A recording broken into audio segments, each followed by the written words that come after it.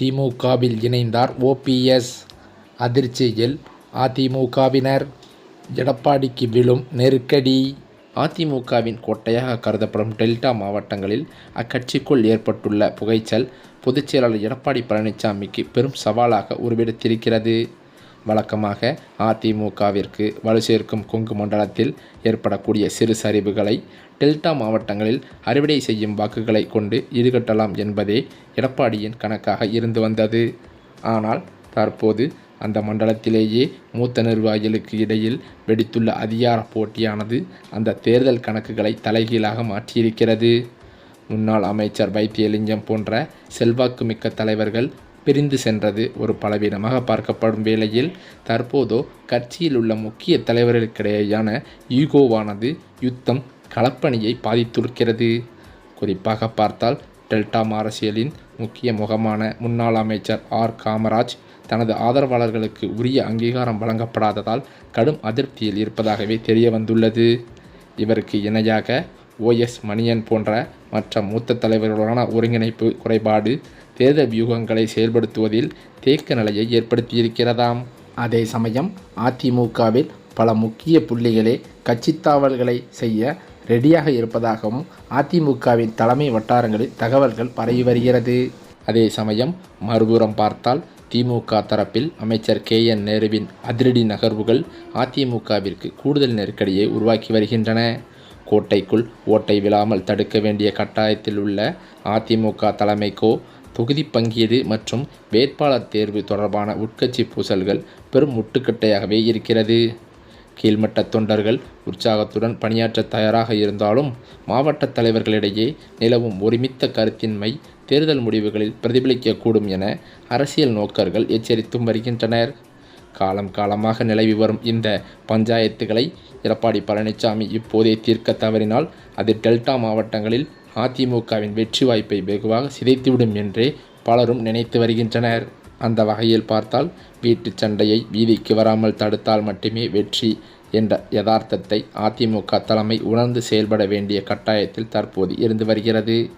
வரும் நாட்களில் கூட எடப்பாடி பழனிசாமியின் சமரச முயற்சிகள் எந்தளவிற்கு கை கொடுக்கின்றன என்பதை பொறுத்தேதான் டெல்டாவின் தேர்தல் முடிவுகள் அமையும் என்றும் அதிமுக வட்டாரங்களில் தகவல்கள் பரவி வருகிறது.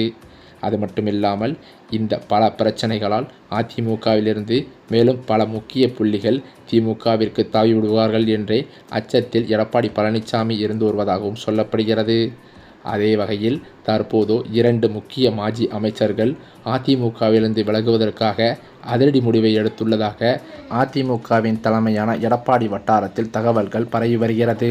இந்த சமயம் பார்த்து பாஜகவும் அதிமுக இடையிலான கூட்டணி குறித்த முக்கிய நகர்வாக வரவிருக்கும் தேர்தலுக்கான முழு பொறுப்பையும் எடப்பாடி பழனிசாமியிடம் பாஜக ஒப்படைத்து விட்டதாக தகவல்களும் வெளிவந்துள்ளது.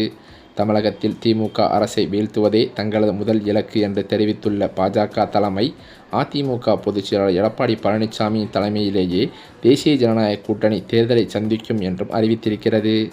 இதன் மூலம் கூட்டணி குறித்த முடிவுகள் மற்றும் தொகுதி பங்கீடு போன்ற முக்கிய அதிகாரங்களை EPS கையில் கொடுத்துவிட்டு பாஜக சற்று பின்வாங்கியிருப்பது அரசியல் வட்டாரத்தில் பெரும் விவாதத்தையே ஏற்படுத்தியிருக்கிறது.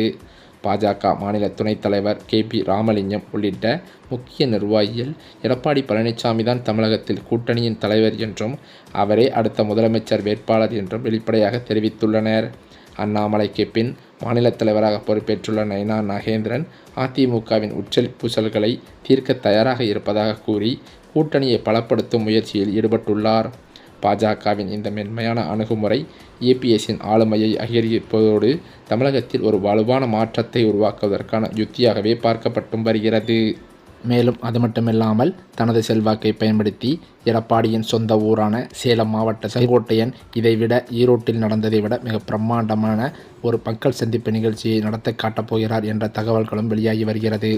மேலும் அது மட்டுமில்லாமல் ஆளும் திமுக அரசு எதிர்க்கட்சிகளான அதிமுக மற்றும் விஜயின் தமிழக வெற்றிக் கழகம் ஆகியவற்றிற்கு கடுமையான சவாலை அளிக்கும் வகையில் வியக்கத்தக்க பல புதிய அறிவிப்புகளை தனது அறிக்கையில் தெரிவித்துள்ளது.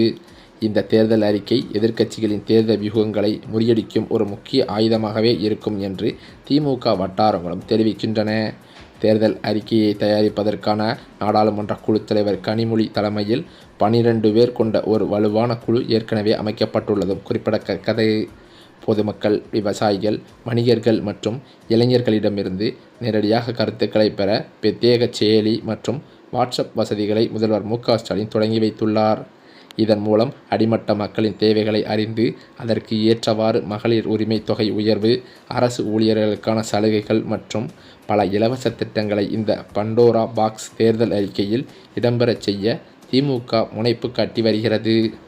மேலும் தேர்தலுக்கு முன்பாகவே மக்களின் குறைகளை தீர்க்கும் வகையில் அரசு ஊழியர்களை கொண்டு விரிவான ஆய்வுகளை நடத்தவும் அரசு திட்டமிட்டிருக்கிறது.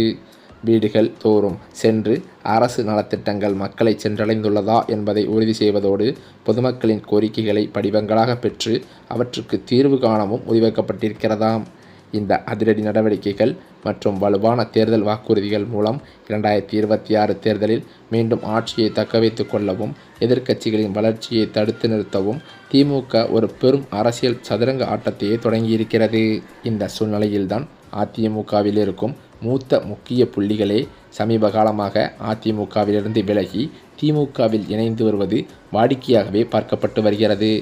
அந்த வகையில்தான் தற்போது அதிமுகவில் கொங்கு மண்டலத்திலிருந்து எடப்பாடி பழனிசாமியின் வலது கை இடது கையாக இருந்து வந்த சில முக்கிய மூத்த அமைச்சர்கள் 2 பேர் கடும் அதிருப்தியில் இருந்து வந்ததாகவே சொல்லப்பட்டது. அதே சமயம் எடப்பாடி பழனிசாமியுடன் பல்வேறு முறை இந்த கொங்கு மண்டலத்தில் இருக்கும் குறைகளை சொல்லி ஏற்பாடுகளை செய்வதற்கு சில முயற்சிகள் ஏற்பட்டு வந்தாலும் எடப்பாடி பழனிசாமி கண்டுகொள்ளாமல் இருந்து வந்ததாகவே தகவல்களும் வெளிவருகின்றன. இதனை அடிப்படையாக கொண்டு தற்போது கடும் அதிருப்தியில் இருந்து வந்த கொங்கு மண்டல 2 முக்கிய அமைச்சர்கள் அதிமுகவிலிருந்து விலகவே முடிவெடுத்து விட்டதாக அவரது நெருங்கிய வட்டாரங்களிலிருந்து தகவல்களும் வெளிவந்து கொண்டிருக்கிறது. ஏனென்றால் அதிமுகவின் கோட்டையாகவே கருதப்படும் டெல்டா மாவட்டங்களில் அக்கட்சிக்குள் ஏற்பட்டுள்ள இந்த உட்கட்சி பூசலானது பொதுச் செயலாளர் எடப்பாடி பழனிசாமிக்கு பெரும் சவாலாகவே உருவெடுத்திருக்கிறது என்றே சொல்லலாம். வழக்கமாகவே அதிமுகவிற்கு வலு சேர்க்கும் கொங்கு மண்டலத்தில் ஏற்படக்கூடிய சிறு சரிவுகளை டெல்டா மாவட்டங்களில் அறுவடை செய்யும் வாக்குகளை வைத்து ஈடுகட்டி விடலாம் என்று எடப்பாடி பழனிசாமிக்கு ஒரு எண்ணம் இருந்து வந்தது. ஆனால் அந்த எண்ணத்தில் தற்போது மண்ணெல்லை போடும் வகையில் சில டெல்டா மாவட்டத்தின் மூத்த அமைச்சர்கள் அதிமுகவிலேயே பல உட்கட்சி பூசல்களை ஏற்படுத்திவிட்டு கட்சியின் செயல்பாடுகளையும் கட்டமைப்புகளையும் சிதைத்து வருவதாக எடப்பாடி பழனிசாமிக்கு தகவல்கள் வந்துள்ளதாகவும் சொல்லப்படுகிறது. இந்த நிலையில்தான் அதிமுகவிலிருந்து வெளியேற்றப்பட்ட ஓ. பன்னீர்செல்வம் அவர்களோ வருகின்ற தேர்தலில் யாருடன் கூட்டணியை வைப்பது, யாருடன் சேர்வது என்ற குழப்பத்தில் இருந்து வந்ததாக சொல்லப்பட்டு வந்தது. அதே சமயம் அவர் தற்போது ஆதரவாளர்களுடன் ஆலோசனை கூட்டம் நடத்தியதில் பல்வேறு தரப்பினர் திமுகவுடன் கூட்டணி வைப்பதுதான் நல்லது என்று அவருக்கு அறிவுரையும் அவருக்கு ஆதரவு தெரிவித்ததாகவும் சொல்லப்படுகிறது. இதன் காரணத்தினால் அவர் திமுக கூட்டணியில் இணைவதற்கு முடிவெடுத்திருப்பதாக அவரது நெருங்கிய வட்டாரத்தில் தகவல்களும் பரவி வருகின்றன.